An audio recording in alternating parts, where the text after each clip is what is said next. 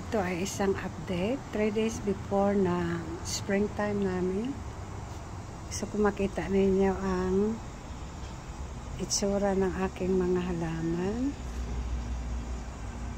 ito ay isang Cymbidium orchids. Ayan, saka daylily. Meron ng Christina. Tapos ito ay mga roses ko sa gilid ng bahay. Ang ganda ng kanilang tubo. Saka mayroon ng isang bulaklak na mag-open. Nandito na yung basurahan namin. Ito yung truck na dumadampot ng basura.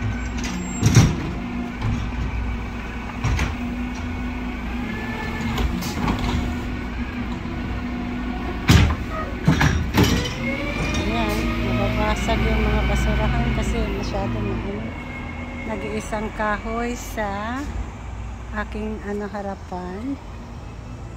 Ngayon, ito yung aking lawn.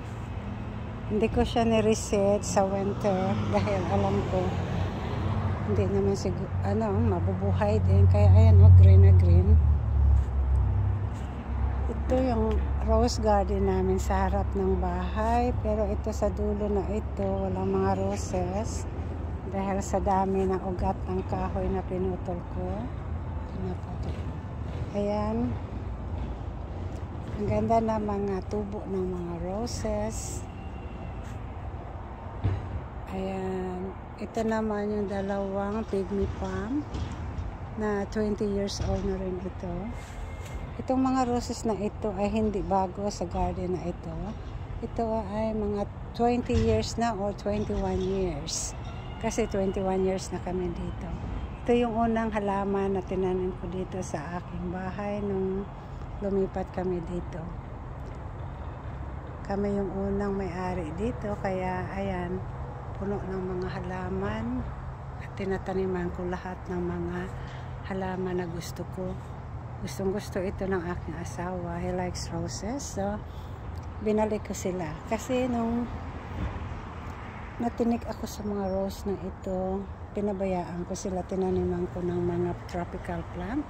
At hindi na sila lumabas. Pero nung tinanggal ko, ayan, masaya sila. Ang ganda ng mga bagong sprout nila.